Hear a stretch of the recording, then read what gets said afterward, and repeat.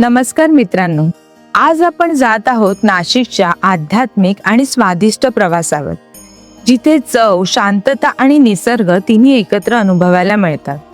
आपल्या दिवसाची सुरुवात होते नाशिकमधील प्रसिद्ध अम्मास टिफिन कॅफे पासून. सकाळची भूक आणि दक्षिण भारतीय पदार्थ याहून परफेक्ट कॉम्बिनेशन असूच शकत नाही.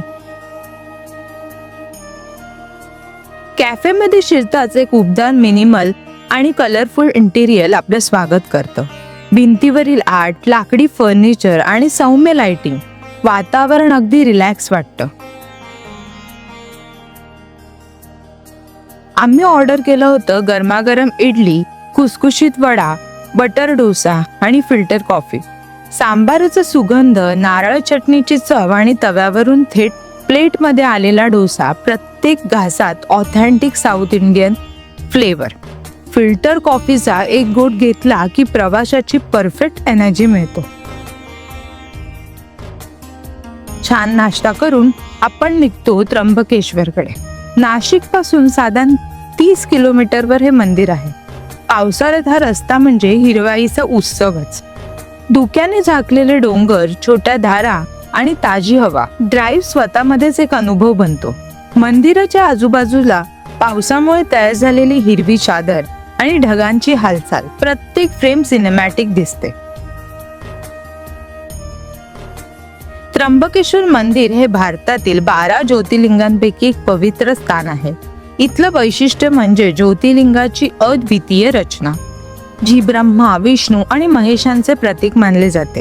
त्यामुळे या मंदिराचं धार्मिक महत्त्व खूप मोठं आहे.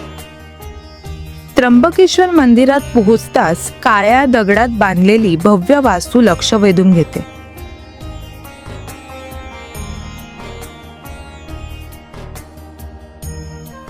मंदिर परिसरात पाऊल टाकताच एक वेगळीच शांत ऊर्जा जाणवते.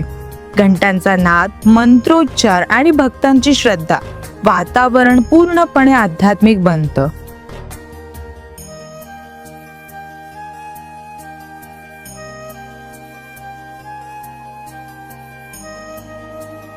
मंदिर दर्शनानंतर आपण चालत जातो तीर्थराज कुशावर्तकडे. हे गोदावरी नदीचा उगम मानलं जाणारं पवित्र स्थळ आहे. दगडी घाट, शांत पाणी आणि विधी करत असलेले भाविक, इथे एक वेगळी स्थिरता जाणवते. पावसाळ्यात पाण्याचा रंग, हवेतला गारवा आणि मंद आवाजात चालणारे मंत्र, मन अगदी शांत होते. इथे काही क्षण बसून आजूबाजूचा अनुभव घेतला की प्रवास पूर्ण झाल्यासारखा वाटतो.